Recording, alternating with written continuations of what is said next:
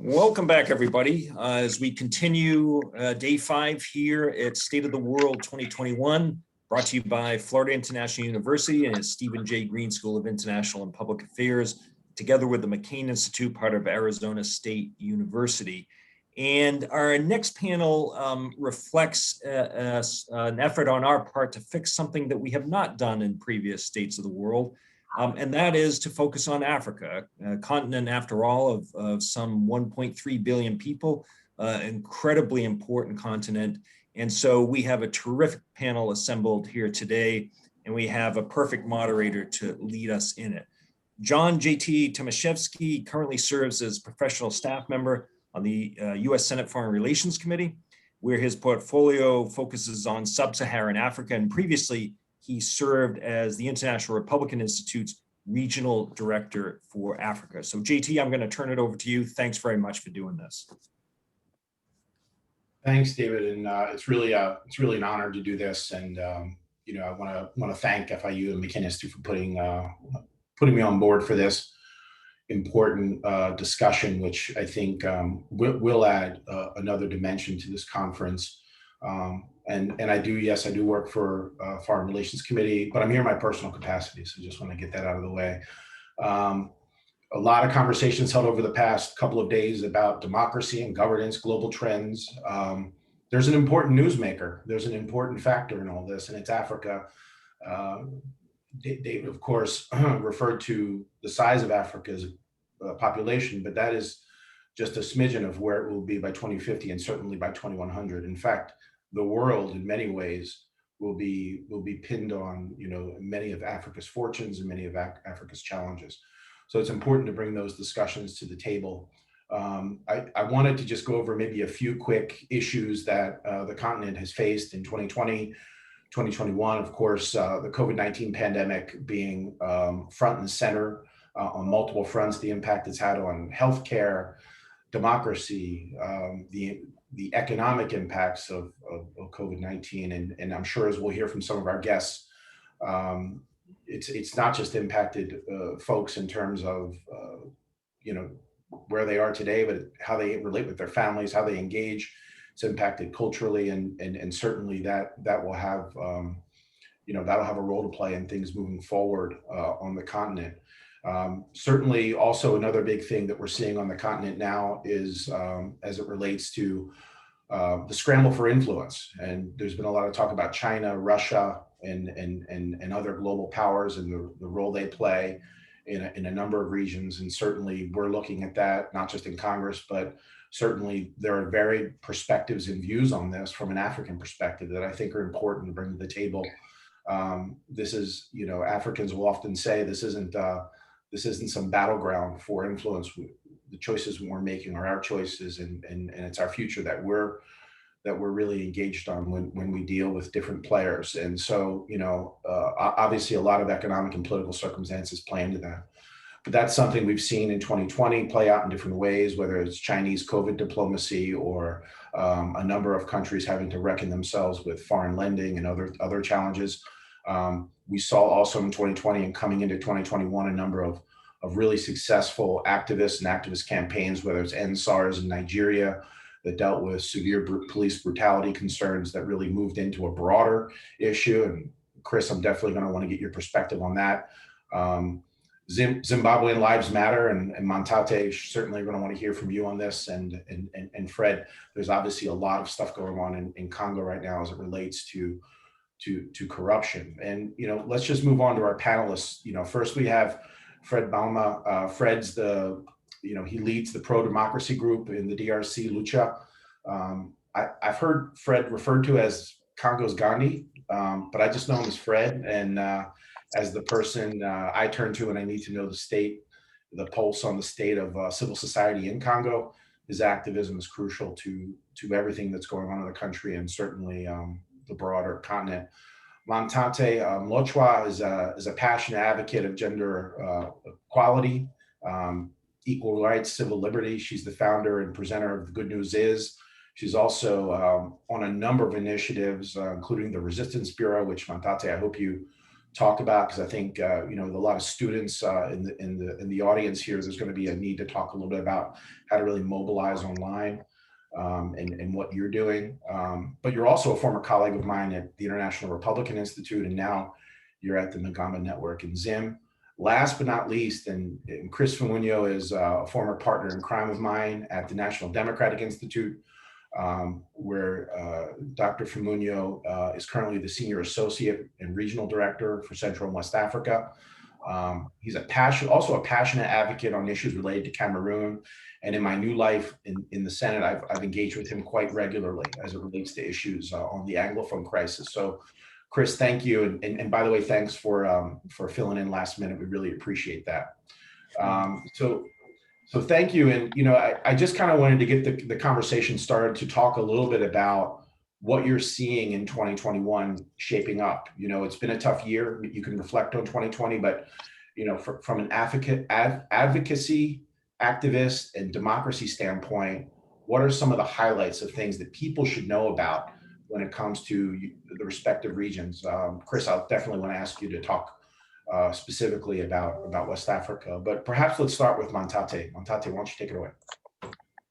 Thank you so much, JT. I think for me, the first thing that comes to mind is the idea that, for instance, right now, Zimbabwe is on a lockdown again that was enforced just earlier this year because the number of cases of COVID-19 were rising in the country. And we've seen a lot of deaths of even high profile people in the government. So you discover that the COVID-19 in itself offered the state an opportunity to actually repress, because you discover that they'll put down a lockdown that restricts our movement. So in other words, even if you're a political activist or a civil society activist, you discover that you can't do anything because you're bound by the curfew, the regulations of movement by the state.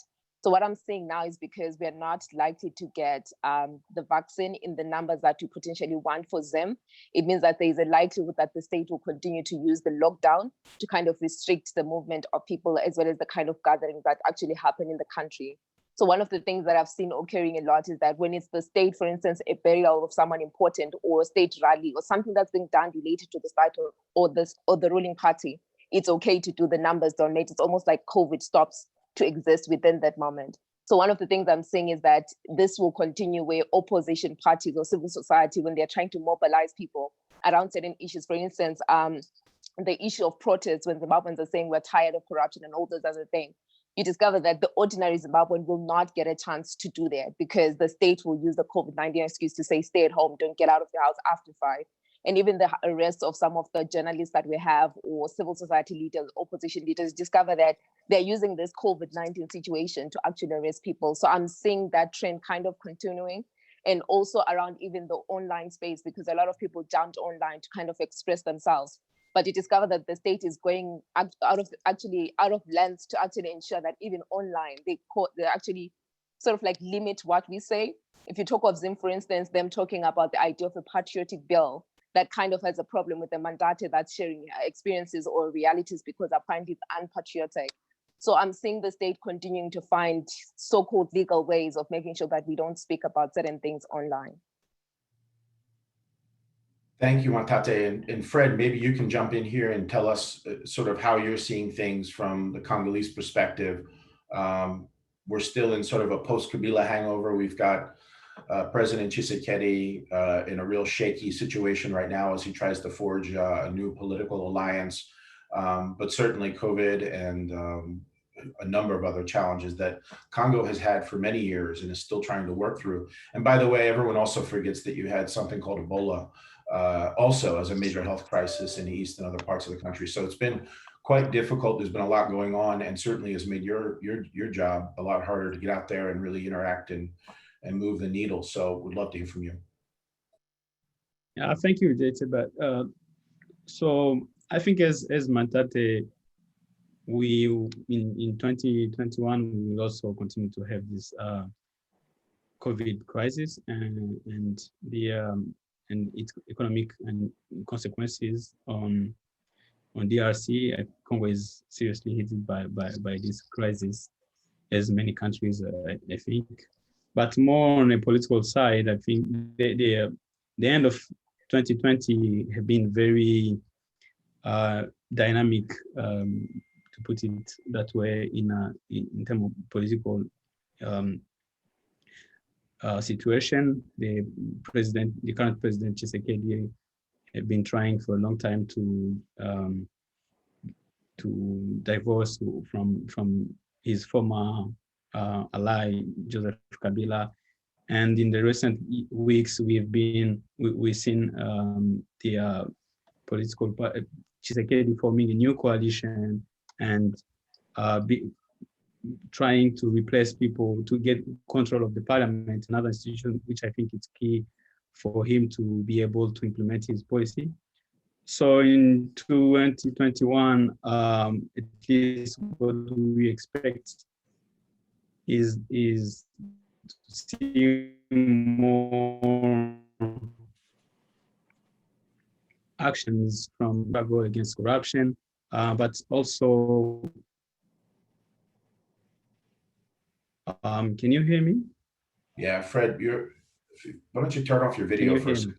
It's the connection's a little tough. Can hear you now. Okay. Yeah, is it better? Yes, thank you. Okay. So in 2021, we expect more action in terms of electoral reform, and this has been a very important question for Congolese people, Congolese civil society in particular, since, as we know, and maybe as we will talk about later, the last election was very chaotic, and I think it may be wrong to call them elections. So people are expecting to see more free and fair election in 2023, and I think today is this year will be very key in that process. But also, one trend that we have been seeing last year, and which continue, I think, is the way the rising of a sort of intolerance, political intolerance, from some people from the current majority, with more attacks on journalists and more attacks on civil society leaders. So this is and more. This is likely will likely continue, and we hope, but we hope there will be some actions to take in order to limit that. And of course, one things that have been going on in Congo since years now, is the killings in Beni and the question of insecurity in the east, which has been a serious issue since decade now, and in Beni since at least 2014. That will continue, but we expect there will be more discussion from inside the Congo and in the region and elsewhere in terms of how to tackle this issue. Great, thanks, Fred. And Chris, Fred talked a little bit about some of these issues of social justice. I mentioned Nigeria, obviously a big social movement underway there, but something we've seen for some time in development and sort of coming along with a lot of challenges to the governance section. Maybe you can talk a little bit about what we're seeing in Nigeria, but also as my guru on Africa elections, give us sort of an overview of what we've looked at and where we're headed. Well, thank you very much, JT, and let me just express my appreciation to FIU and the McCain Institute for organizing this terrific week of discussions and for putting Africa on the agenda. It's really nice to know that FYU, geographically speaking, is probably the university in the US that's closest to the African continent.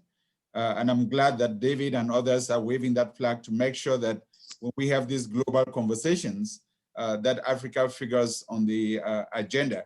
It's also a pleasure for me to join my sister, Mulante, and my brother, Fred, from Zimbabwe and the DRC, respectively, because these are two important African countries. And these are countries in which pro-democracy advocates, leaders, civic leaders, have been leading the charge for democracy and good governance for the past 2-3 decades. And they are really a source of inspiration to many of us because they're fighting these battles on a daily basis. They're literally putting their lives on the line so that democracy can thrive.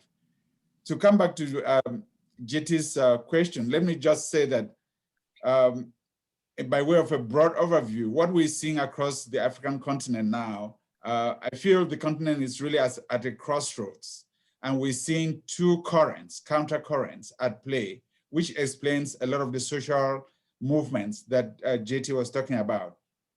On the one hand, we're seeing autocratic regimes that are trying to push democracy backwards, that are trying to shrink political space. And on the other hand, we're seeing very resilient civil society and pro-democracy activists. And on each side of that ledger, there are two principal actors. On the negative side, we're seeing very recalcitrant autocratic regimes led by people, some of whom were democratically elected, but whom once getting into office began to change the rules of engagement, began to steal elections in order to perpetuate themselves in power. You all are very familiar with what has just happened in Uganda. You're familiar with what happened late last year in a country like Guinea-Conakry. And we're watching what's happening in a country like Tanzania, where there was a lot of hope that it would blossom into a full-fledged democracy, but where political space has been shrinking, and we're almost back to the one-party days at an era when many Africans are aspiring to be governed differently. On top of these autocratic, recalcitrant autocrats, we're also seeing the what JT referred to as the illiberal influences. We're seeing that some of Africa's partners are not helping to reinforce democratic institutions, that on the contrary, they're putting forward a narrative that is saying to African countries that you can achieve development without democracy. And that very negative attitude by these illiberal forces is undercutting the work that has been done and the accomplishments of the past 2 or 3 decades. Russia comes to mind. And I think that Russia, in some ways, is even more benign than China, or China is worse, because not only does China want to expand its influence, but it's also coming along with a very determined narrative that aims to say that you can have democracy without development. And I think that's a false narrative, because when we look at Africa and what transpired in the first 3 decades of independence, we will come to the realization that Africa had already been through that. We've been through one-party states, we've been through military rule, we've been through autocratic regimes, and we don't have the kind of sustainable development that Africans aspire to. So these forces need to be countered, they need to be exposed, they need to be more transparency about their engagements with political elites, and to make sure that those engagements are beneficial to the people of the continent and reinforce the ideals that we all aspire to as Africans. On the more positive side, and I think that's what is spearheading a lot of the social movements that we're seeing, we have also 2 factors. One is the African youth. Africa is the youngest continent on the face of the globe. For its 1.4 billion inhabitants, between 65 to 70% are under 25 years old. So it's a youthful population that's aspiring to be governed differently. And when you look at the movements, whether it's the Ansar movement in Nigeria, or the resistance and the advocacy for meaningful, inclusive elections in the DRC, or for civic space in Zimbabwe and in Tanzania, or in Uganda, all of these movements are being led by youth, by young people who aspire to be governed differently. And I think that's a big asset that's reinforcing this democratic resilience that we're seeing on the continent. And then the second factor, and I'll just stop there, is technology. The fact that youth and women and this new, civic activists, democracy activists are utilizing new technology to organize themselves in ways that can create more space for themselves. It was really amazing to see that in the heart of the COVID-19 movement, that youth in Nigeria were able to bring people out in the streets to demonstrate against police brutality in a way that we haven't seen before. And the fact that this youthful population is able to master technological tools means that going forward, we could leverage all of that to create more political space and allow for democracy to take root. We've gone through some very difficult elections, but we've also seen some very positive elections. For example, in Ghana, where despite the COVID-19, the fears around COVID-19, the Election Commission was able to register over 18 million Ghanaians to participate in the polls, that the elections were largely peaceful and credible, and ended up with a very close results that capture the diversity of the country, where right now one party has got the executive branch and the presidency, and the other party has got the Speaker of the National Assembly and what is considered the ruling opposition party. And if they can sort out issues around election-related complaints, then we will have a country in which the two main parties will be represented in the two main institutions, where checks and balances will be able to make sure that Ghana is governed properly. So there's a number of happy stories coming out of the continent, and I look forward to talking about them some more in the time left for our panel discussion. Thank you. And indeed, this should be a space for that, because I think, you know, we often focus on the challenges and the stories that the media portray as just the negative ones. But in fact, it's, you know, there are so many dynamic things going on there. In fact, many democracies can learn from some of the ways in which particularly African youth are dealing with this pandemic to mobilize. And on that, Mantate, I want to come back to you. Zimbabwean Lives Matter. There's a number of things going on in Zimbabwe and in Southern Africa, where we've just seen a groundswell, much like in Nigeria, of youth coming together, really rallying around specific issues, specific concerns. And I just kind of wanted to get your perspective. Maybe you can talk a little bit about that and some of the work you're doing to move that forward. Thank you so much, JT. So basically, the Zimbabwean Lives Matter movement, it literally started online. And I think that's something that Chris mentioned today, that technology kind of gave us the space to do some of the things that we've never been able to do. So what happened in Zim in July last year is that there were plans to hold a protest on the 31st of July, which was really an anti-corruption protest that was centered around calling government to account around the way they were using resources, particularly resources that were set aside for COVID-19. So you discover that for the longest time, there was so much human rights violation in Zim. When you decide to speak against government, as a young person or whoever you are in Zimbabwe, you probably get arrested for it. Some would get kidnapped for it. There was a lot of beating of people. And like I said earlier, the issue of COVID-19, where the police were using this COVID-19 environment to beat people, to actually abuse journalists and different people in society. So what then happened is that with people outside Zim, a good example being a South African South African artist called AKA, we tweeted something about the need to spotlight the experiences of Zimbabweans because Zimbabwean lives matter. So you discovered that a lot of people outside, not just South Africa, but the continent as well, started speaking on it. Someone like Ian Carmichael spoke on it. People in the USA, people in different countries starting to speak about it. So what I like about the Zimbabwean Lives Matter movement is that it began to challenge people in Zimbabwe to spotlight some of these human rights abuses that were happening. So what would happen is that the state at that time was denying, they were saying that there was no crisis in Zimbabwe.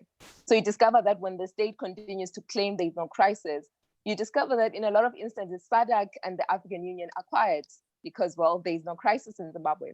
So what the Zimbabwean Lives Matter movement that offered us the space to do was to spotlight some of the gross human rights violations that were happening. So people were posting videos, people were actually posting pictures. Some were actually doing live videos where they are sharing about how there's someone outside monitoring my house, or someone followed me to the shops, or there's someone following my family. There's a lot of things that was happening around that time. We had a good example of 3 young women under the MDC Alliance here in Zimbabwe, one of them being a member of parliament, Joanna Mamombe. So what then happened is that they had a protest in one of the high density suburbs here in Zim, and then they got arrested. So the police were saying, we have those people in custody, we arrested them for this because it's COVID-19, so we expect people at home. So when they protest, we arrest them. But what then happened is that for a couple of days, we couldn't find those ladies. No one knew where they were, and the state could not account. So we discovered that when they showed up later, talking about how they were sexually violated, how they were tortured, instead of the state actually investing resources and the kind of human resources that would enable them to discover what happened, these people are arrested. So you are arrested for being tortured, you are arrested for being sexually harassed. And they're not just the only people that are actually kidnapped for a couple of days in Zimbabwe. There's so many young people across the country. Like I said earlier, that on the 31st, people had planned to march. But because of the curfew, I remember the state actually put a curfew just before the 31st of July, in which they were saying that from 6 p.m. to 6 a.m., no one is expected outside, and we're not allowed to gather. So what that meant is that no one was allowed to mobilize anyone to this protest. So what happened then is that people then decided to stage one-man protests across different communities. Mandate could step out in her neighborhood without gathering people so that they stay within the regulations of the lockdown. So what would happen is that people would get placards. I remember there's a young person in Bulawayo that's called Nigel Ndlovu, who had a placard that was written, "All my issues are in this placard." That's the placard he had, and he got arrested for it. He's left in a cell for that. You give examples of Tsitsi Tagaremba, who's actually a writer here in Zimbabwe. She was also arrested for having a placard. There's so many people that got arrested on that day, and their arrests were said to be on grounds of inciting public violence. And to this day, I'm really wondering, like, which violence are you inciting when you're stepping out of your house and talking about something that actually affects you? So you discover that that opportunity to get people outside to spotlight this issue kind of forced the government in a way to respond. And I remember one of the things that the president said was the idea that they are bad apples. And you're saying there's people, there's activists, there's opposition people that are staging protests that are talking about Zimbabwe in bad light. He was saying that they're working with Western agents, to tarnish the name of Zimbabwe. And for me, as a young person, I think the argument comes in to say, when I step out of my house or I go online on Twitter, on Facebook or wherever, and I say that I haven't gone with water for 3 weeks or 3 months, or I'm getting water that is not clean enough for me, or I'm going to the hospital and I'm failing to get services at the hospital, I'm failing to get medication, I don't see how that tarnishes the name of the government, because I elect a government into office to deliver. So when the state fails to do that and people are calling them to account, one of the ways in which they continue to respond is with the force, like I mentioned, that they arrest people, they monitor people, they do all sorts of things. And what that seeks to do is to ensure that we then keep quiet, because when you know that someone in the civil society space that has been speaking out got arrested, it somehow makes you feel like, okay, I might not have to speak out because I don't want to sleep in prison as well. So I think that's kind of the bigger problem that we had at the time. And then just coming on to the positive side of life, I think one of the things that I'm seeing in Zim is that a lot of people are using these alternative spaces to actually challenge the government. And that's something that we need. We need to not stop speaking truth to power. And I was actually thinking about it now, a good example of an online space that's being used by Magamba Network that's called the Trek COVID Funds. Because one of the arguments that Hopeful Chinono, the journalist who got arrested on the 20th of July, was mobilizing people for 3rd July protest, was that he was calling the former Minister of Health to account for $60 million that was spent in very crazy ways that was meant for COVID-19 relief. So what then happens is that you have these people that are creating websites, that are creating applications that then are used to check these resources that the state actually get for COVID. In doing that, these are young people using their skills, because that's what they're good at. They're good with technology, they're good with social media and the creative arts and things like that.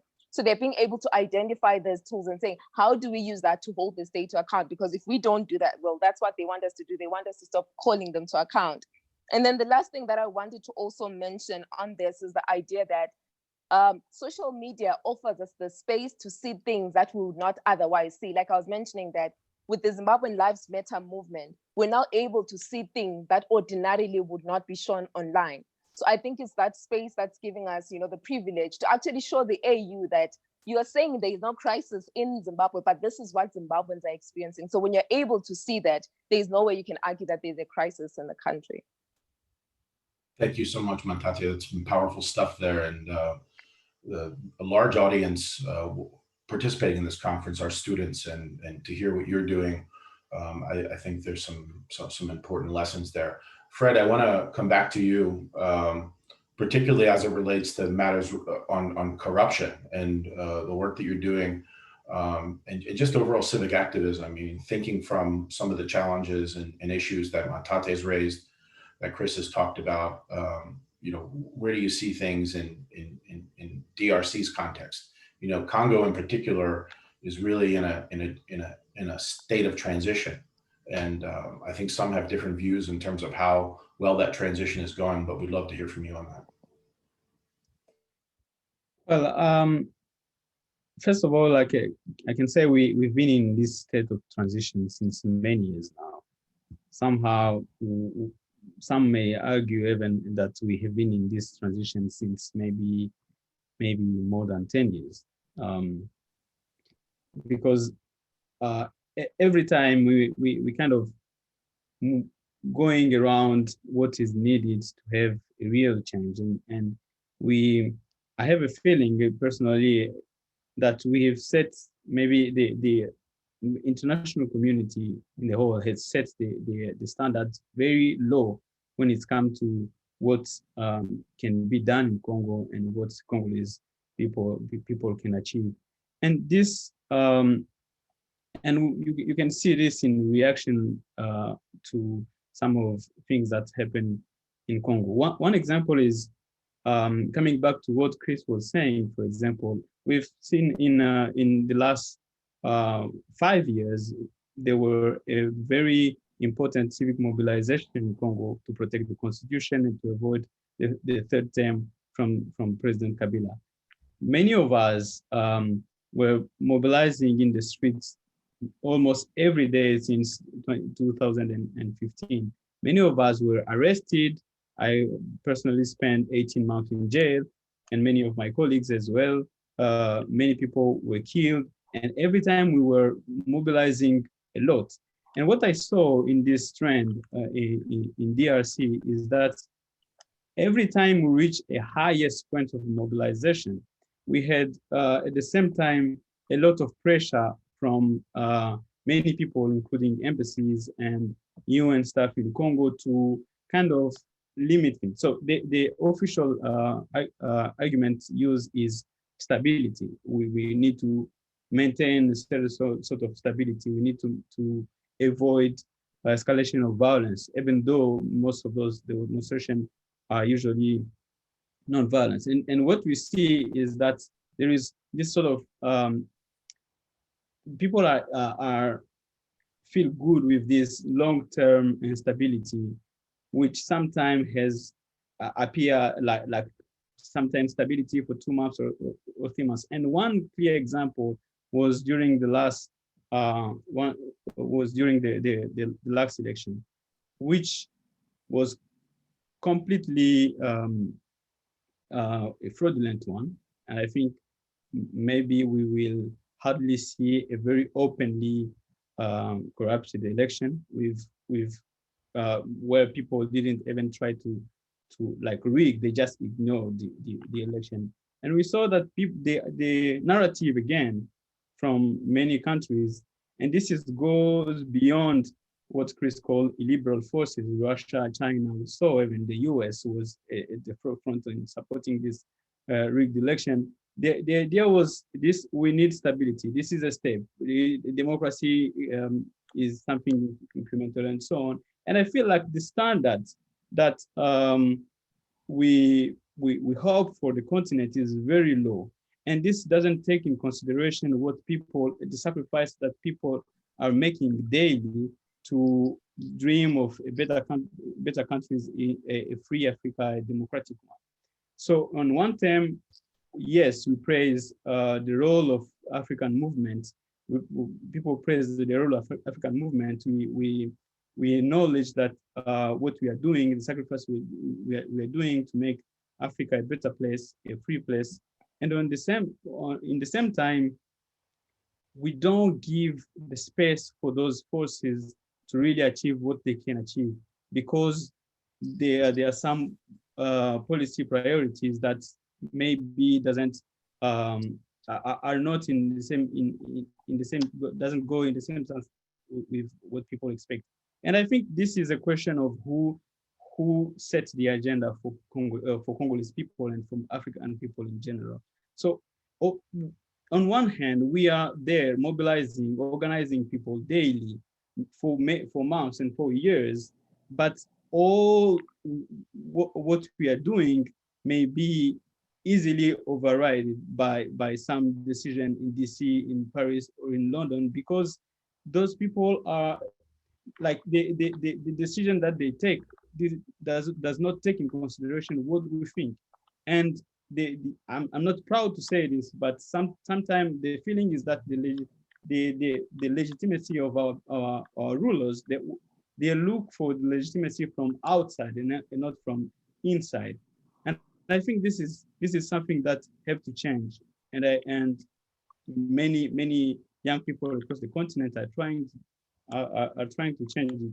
And for us to change it, for people inside and outside the continent to change it, I think we need to agree on what is happening with elections in general in the continent, and how with time election had become not a tool to reinforce democracy. Of course, there is example like Ghana and other examples like that, which are very encouraging. But the general trend in the continent, my feeling is that election has more and more become a tool to perpetuate those kind of authoritarianism and to create a sort of authoritarianism, electoral authoritarianism. And I think this is a discussion that people need to have, how we should look at the election, how we should, should we just consider having every 5 years election as a way of measuring democracy, or how should we give more space to those people organizing from below to have a voice and to respect their opinion when they are ready? Sure. Well, thanks, Fred. You know, Chris, I can try to unpack that. There's a lot there, but listen, you're on the front lines. I used to be on the front lines. Now I'm in a different front line, but you are still on those front lines of dealing with many of these major issues, whether it's Washington priorities on funding and supporting democracy, implementing democratic programs, working with activists, and by the way, seeing a lot of elections in the process. And really dealing with this balance between stability, democracy, right, and the policy issues that come our way as we look at the U.S. position on democracy in Africa. So I would really love your response here briefly, though, because we have to go to some questions and we're behind on that. Sure. Let me just say that you know, if you put all of this in perspective, you know, after the transitions of the early 90s, all of us were so optimistic about the future of democracy on the continent, the future of elections. And we saw new institutions being created, independent election commissions. We saw even citizen observers, which didn't used to be allowed in some countries, being accredited and being able to monitor their elections. And that was source for hope. But unfortunately, when we look at the scorecard today, Fred is absolutely correct. We've had worse elections now than we had on the continent 2 decades ago. And we've seen that, unfortunately, in a number of countries, incumbents have used the electoral process to try to paint a veneer of legitimacy around their ability to hold on to power, even though the elections were fraudulent and were flawed. One gratifying thing for me, the fact that increasingly Africans are not relying just on international observers, that increasingly we're seeing citizen observers, as Fred was alluding to, and as we've seen even in countries as difficult as Zimbabwe, we've seen citizen observers mobilize in their thousands and deploy observers. And most of the time, their observations are even more thorough and more substantive than some of the smaller international delegations that come in only during a short period of time. So that is really where I put my hope. But I agree that we have to do a lot more work to make sure that elections can have some meaning and that we don't allow the autocratic regimes or the autocrats on the continent to take out the substance of electoral processes and just have them for window dressing or to please a few donors in the Western Hemisphere. We certainly got that feeling most recently in Uganda, which I think everyone is still trying to grapple with how to deal with that. I do want to go to some questions. I do ask if you have questions, put them in the question and answer portion for those of you joining us on Zoom. I'm going to go to Aaron Tate Lloyd Wimberly, who asked, is there a global scorecard on how well global financial organizations are partnering with governance institutions, promoting things like infrastructure as well as social issues, and supporting democratic institutions? Anyone want to take that?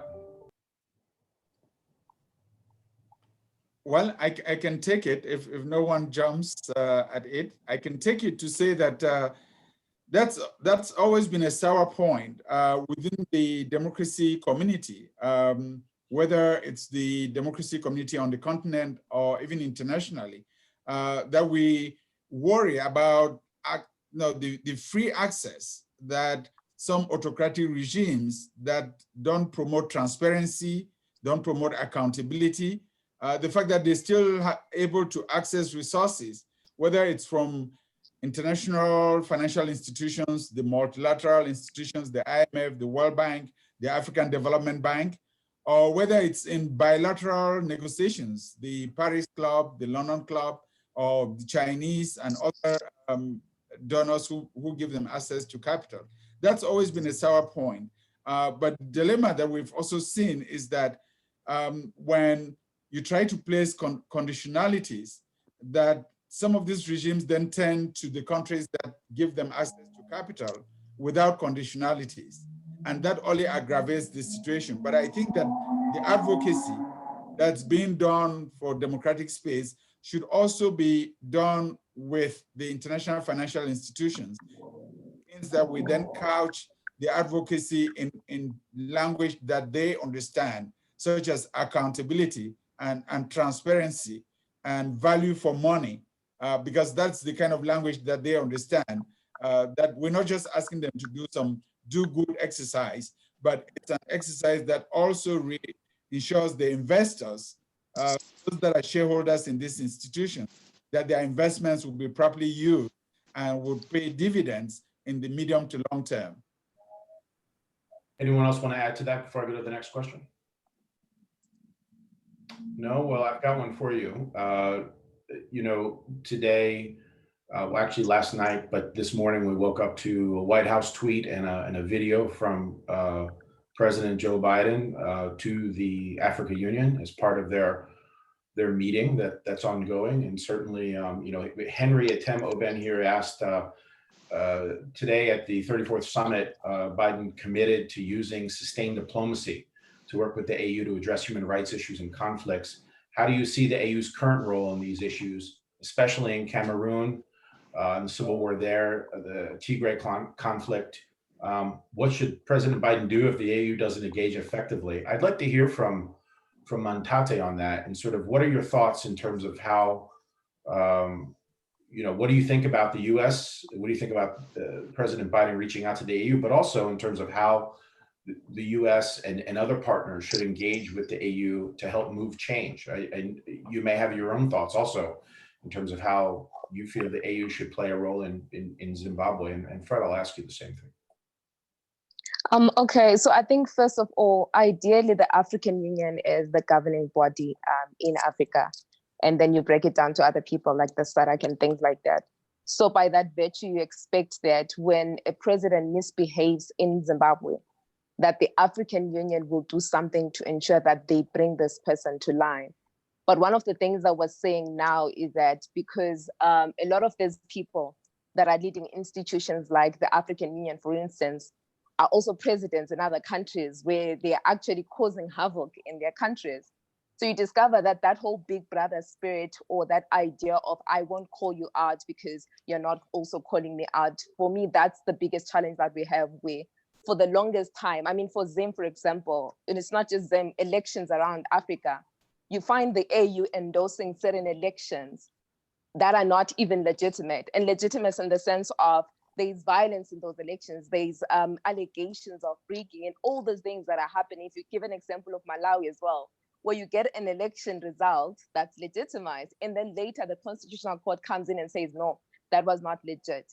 So for me, I think the African Union has disappointed us, specifically us, the young people, because in a lot of instances when things happen in them, we take the African Union on Twitter people write to the African Union. I gave an example of the gross human rights violation in July in Zimbabwe. Civil society organizations actually wrote to the African Union and said, you need to do something about the arrest of those people in Zimbabwe, about the kidnap of those people in Zimbabwe.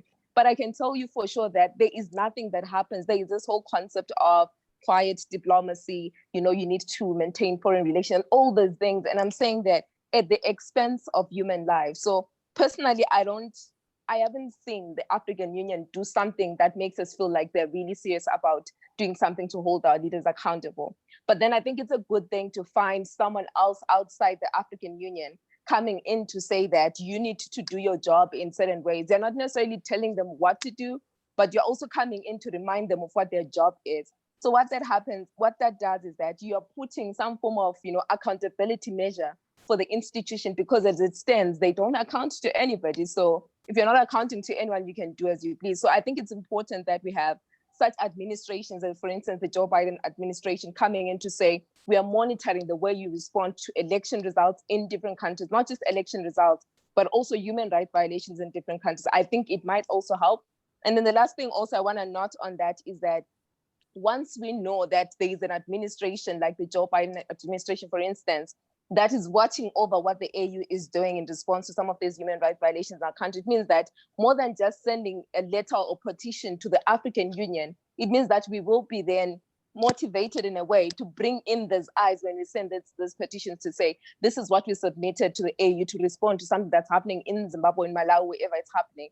So we know for sure that if they don't respond, someone else will come in to say, okay, this is what came from them. Nothing was done. So what do we do about this? So I think it might help. I'm hoping that it actually does help.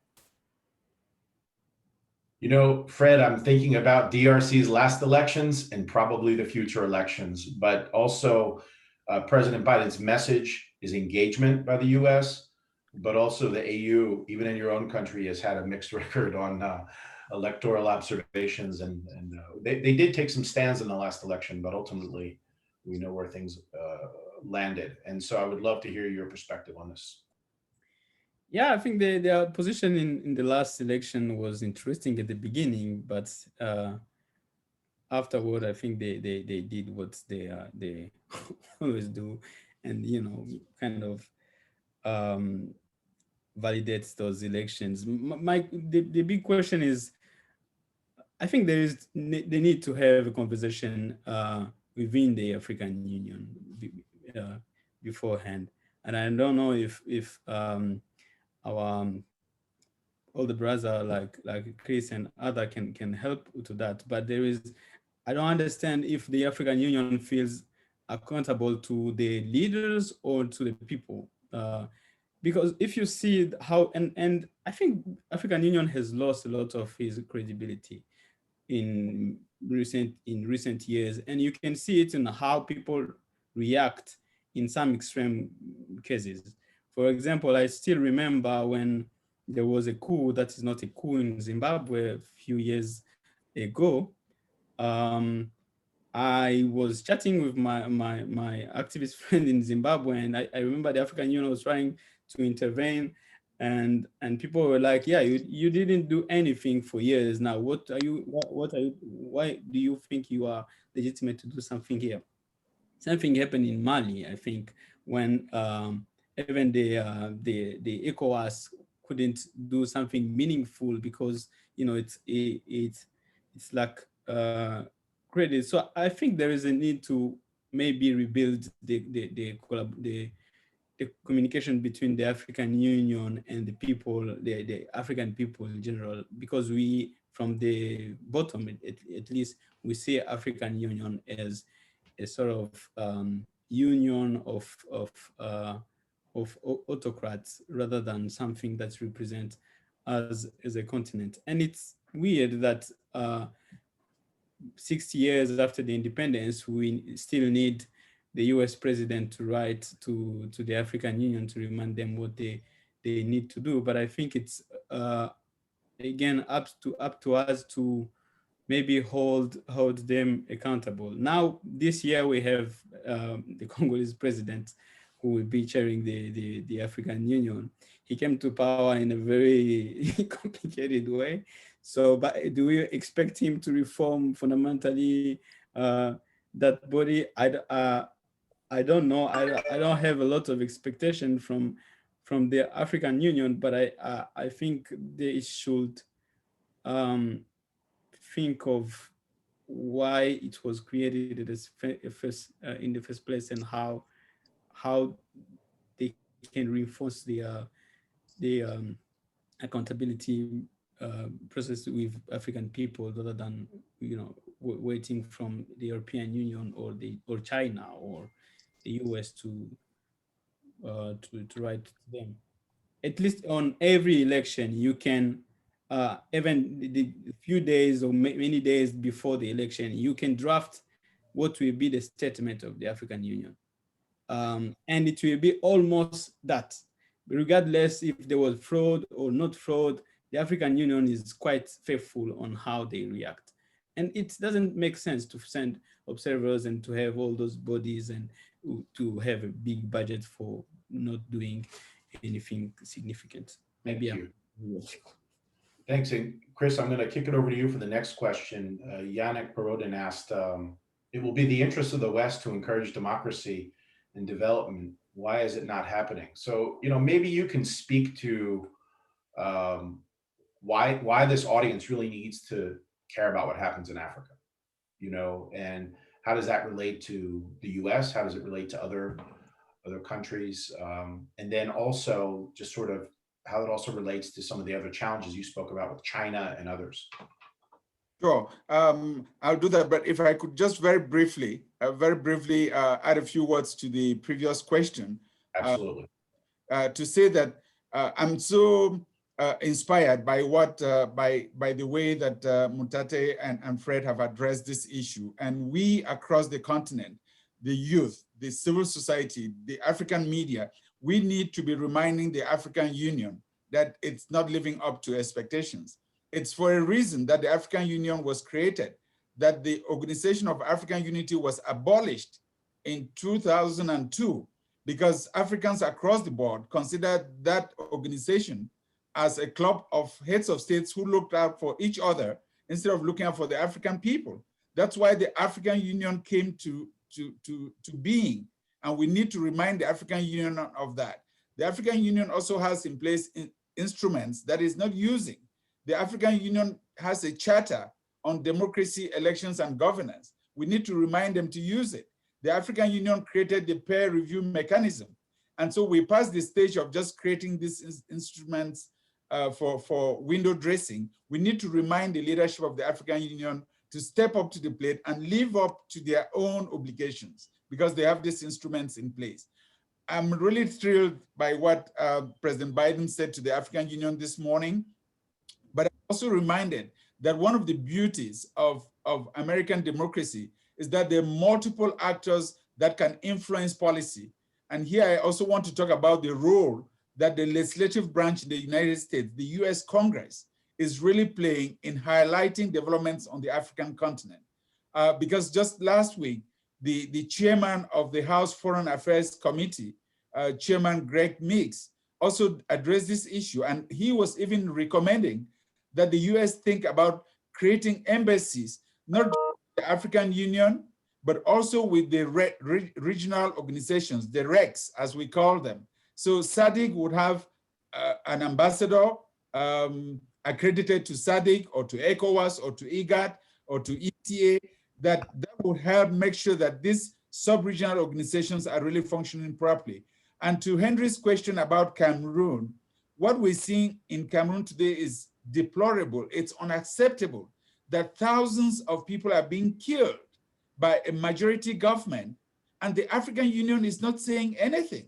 The African Union has issued one statement on, in fact, two statements on Cameroon. One was as far back as when Madame Zuma was still the chair, and then the second statement was to follow up when the United Nations issued a statement asking for a ceasefire around COVID-19 and for negotiated agreements with intermediaries in Switzerland.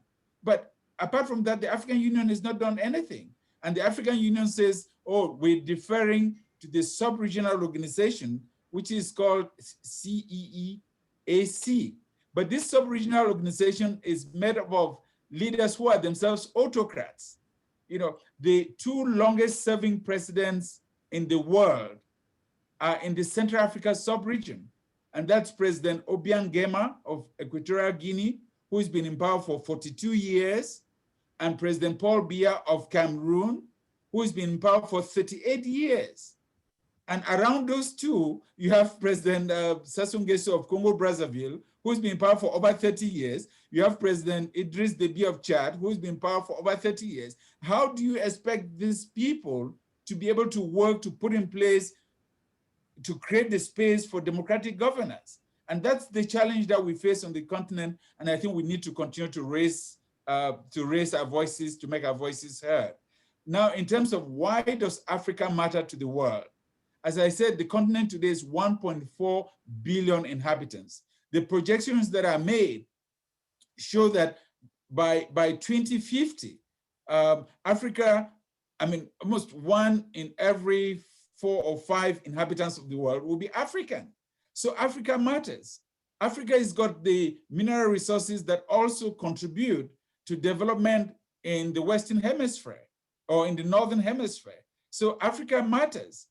And if Africa is doing well, then it creates open markets for 1.4 billion consumers.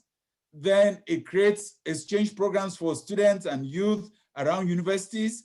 Then it creates opportunities for Africans to contribute to their own development and not to seek to migrate and not to create the kinds of incidents that states such as Florida or Arizona or Texas may be feeling in their southern border because of people, of young men fleeing their homes, some of whom have died in the Atlantic Ocean or in the Mediterranean Ocean. So there is this collective spirit of solidarity that we, organizations such as NDI, the International Republican Institute, the McCain Institute, that we all show in our work by being there when our brothers and sisters on the continent are putting their lives on the line for democracy to take root.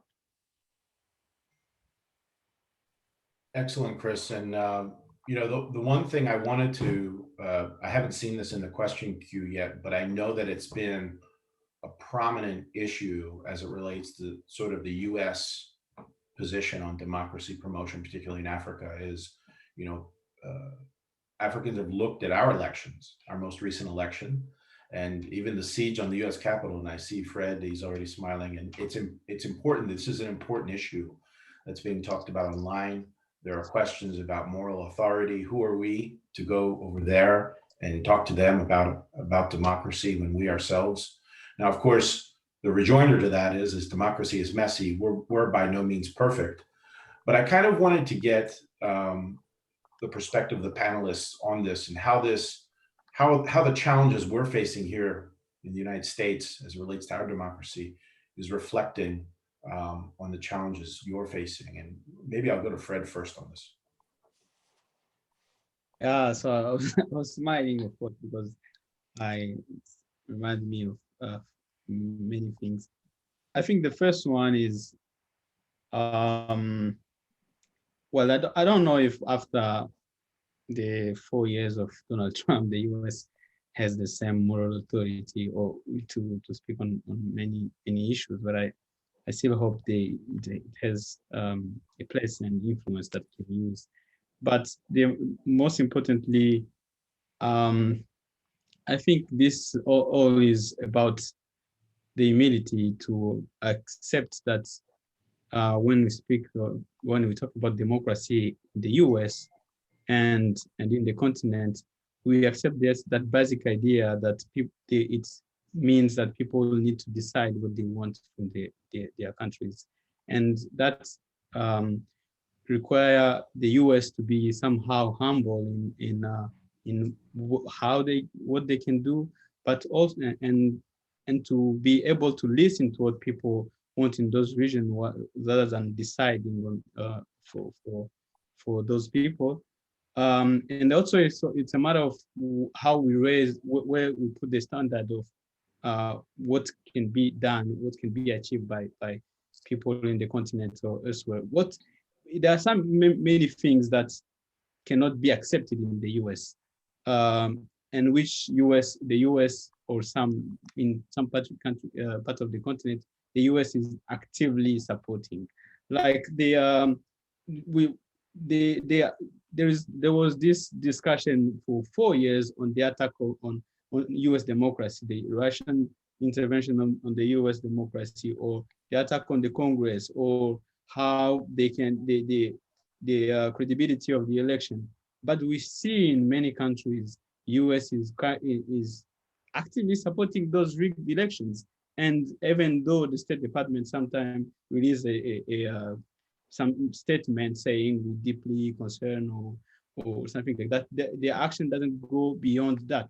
They ended up supporting it. The case of DRC is very significant in this, because today the US, and since the beginning, the US is the main ally of President Tshisekedi, regardless how he came to power. Actually, they even didn't, they quickly supported that result, and that's how people followed. So what cannot be accepted here shouldn't, as part of democracy, shouldn't be imposed in Africa, I think. And Mantate, how about your view? The first thing that I wanted to respond to is the idea of what happened with Trump. I think the argument, the conversation on this side of the world has been that USA has kind of given this perception that democracy is sort of like accepting results when they're called legitimate. And I think for me, it comes into say, who defines election results, as legit, who legitimizes those elections? Because when the US sends, let's say, observers and all those things, and then certain elections happen and certain results come out, and in their election report, election monitoring report, they state that, okay, there were irregularities here and there, but overall, the elections, are legitimate in a way. So I think there's been this concept of, democracy is accepting election results, like what Fred was saying, that it becomes a problem because for the longest time, dictators, even here in Zimbabwe, you discover that election results can come out in a way that legitimizes whoever is in office. You look at Zimbabwe and Robert Mugabe, for the longest time, he continued being president. The numbers kept indicating that he was president. And that's kind of how he stated, he told us that the percentage is saying this, people voted for me. So when certain institutions say that these elections are legitimate, so that's democracy in a way, which has become a problem. And then the other thing I wanted to then mention around that is that when the likes of Museveni or ZANU-PF in Zimbabwe saw what was happening with the Trump administration, all those things that were happening in the US, the excitement was suddenly showing you that US is just like Zimbabwe. They gave examples of the Black Lives Matter movement, how the US also uses the police force to crack down on people and all those things that they're saying. So what they do is when they're seeing weaknesses within the democracy in the USA, they're happy to say, we cannot listen to these guys because they're also struggling on their side of life. But then the one thing I wanted to come in to answer where you're saying, who is the US to think they can say something around the elections in other countries? I think one of the things that I still admire with the US system now is that democracy is institutionalized. And I think that's how democracy should be, because it's easier to fix an institution when there are weaknesses within the institution than when it's about individuals. So you discover that this side of life, it has a tendency to carry an individualized kind of face. So it becomes very difficult to fix it because it's centered around people. But when you discover with the US, for instance, the Trump issue, you deal with institutions, not individuals. So when you fix institutional challenges, you automatically address the problem of individuals. So I still think that even though the US has a lot to work on, there's still so much things to learn from the democracy that has been modeled so far. And it's things that we still have to kind of copy this side of life. But I think what's been happening, it's also been showing that there is so much also to learn from other countries in Africa that the US can take, even the citizens that become voters and things like that, can actually learn something from this side of life, because for the longest time, it's almost been us importing from the USA, not so much the USA taking some stuff from us to learn about their own elections. And Chris, we're coming up, we've got about 5 more minutes left here. And so I'd love for you to respond to this, but then maybe finish off with a message on your side, and I'll come back around quickly to Mantate and Fred in terms of just your message to the students who are watching this and really the way forward as you see it for the continent. Sure. And my message is also included in my response to the question that, Churchill said democracy was messy. It wasn't the best system, except that mankind or humankind hasn't yet invented another system. Also, John F. Kennedy said democracy was a never-ending endeavor. You can never take it for granted, so you have to continually work to safeguard it.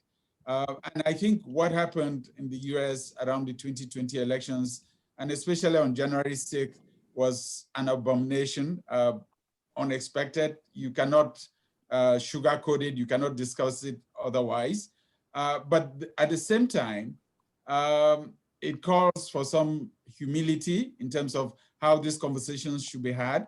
But at the same time, one is gratified in the sense that when organizations such as NDI or IRI or the McCain Institute have worked overseas, it's never really been about exporting US democracy. It's always been about sharing experiences, sharing lessons learned, and allowing each country to benefit from what has worked in other countries and adapting those models to their own country-specific situations. And I think that amount of work can still go on without any concerns. It's obviously true that the autocrats were going to take a lot of delight in saying, oh, we told you so. But they had never been believers in the first case. And I don't think that they should deter our efforts to continue to work to support and strengthen democracy.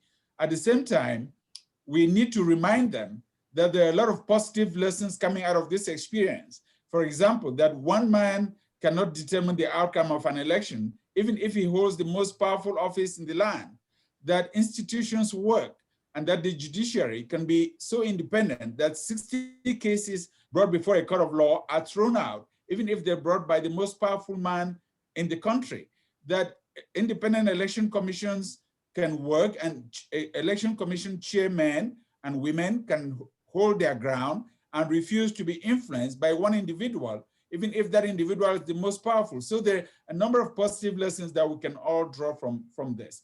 And let me just go back to talk about the multiplicity of actors and how the continent can really benefit from this multiplicity, to again underscore and emphasize the role of the US Congress. To say that, for example, on the conflict in Cameroon, which we touched upon, what is holding the whole world together and drawing world attention to the case in Cameroon, which the African Union hasn't done, unfortunately, is a recent resolution that was passed by the US Senate, bipartisan resolution 684, that was adopted by the US Senate on January 1, 2021. And that has become the hope for Cameroonians and friends of Cameroon across the continent and globally, that this may be the instrument that brings peace to that country and stops the killings and the atrocities. And it's not because JT is on this call, but I really want to thank you, JT, for your leadership on this. You and your colleagues have worked extremely hard. And to thank Chairman Rich, Senator Rich, and his colleagues in the Senate for paying attention to these kinds of African issues. Africa matters, and the young men and women who are students today should take this continent seriously, because it's got a major contribution to make to the world.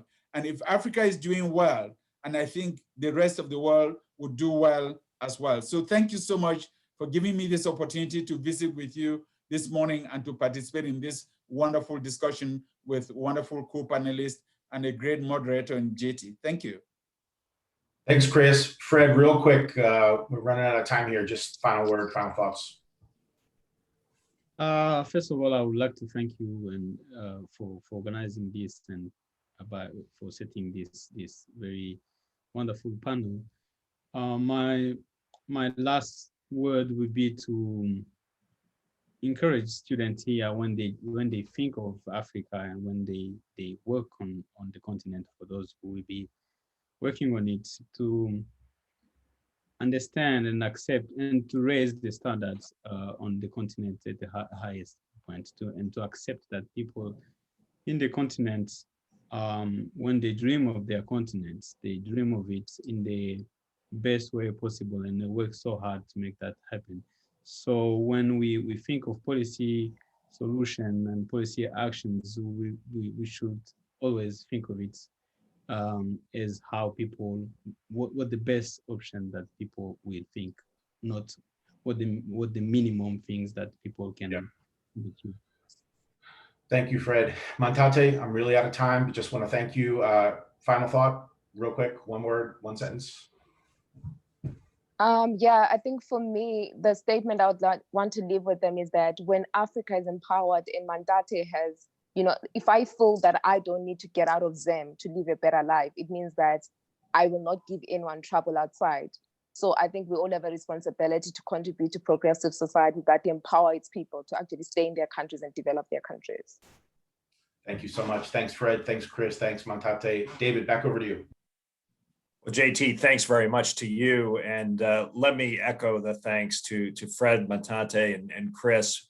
A fascinating discussion, a really good reminder of how Africa matters, and also just inspiring to hear what you're doing to the point where you led me to remember a quote attributed to Edmund Burke, which I'm going to adapt to current times. And that is, the only thing necessary for the triumph of evil is for good men and women to do nothing.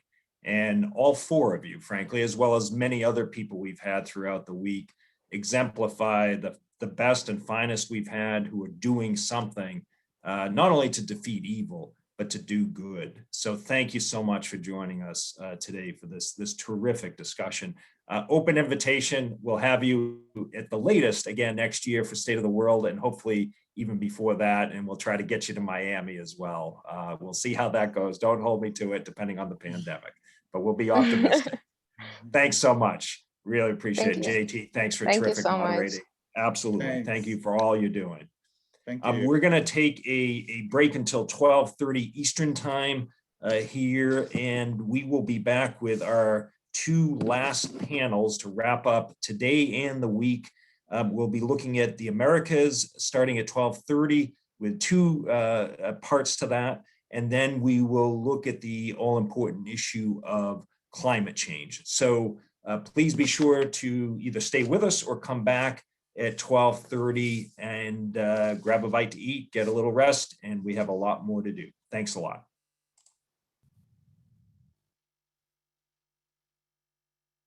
As a student who is interested in looking to go into politics in the future, having the experience of State of the World is one of the best things that we can get. So at this event, we will see panelists throughout the 2 days from all walks of life. There are journalists, there are scholars, there are actual diplomats themselves, and they discuss prevalent issues to today's international communities. Human trafficking is now part of the conversation. Our original response on the 29th of December to their rocket attacks on us on the 27th of December was absolutely justifiable and right under international law. I don't think that if you talk to any Democrat, they would tell you that impeachment was good politics for them.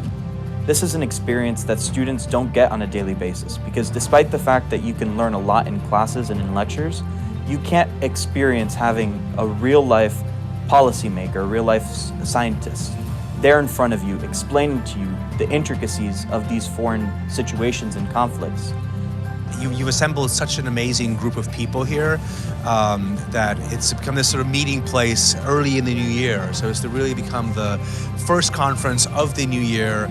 State of the World proves that every concept we learn in poli-sci courses, in international relations courses, in any one of those social sciences, how they are applicable to real day issues and events that we are seeing.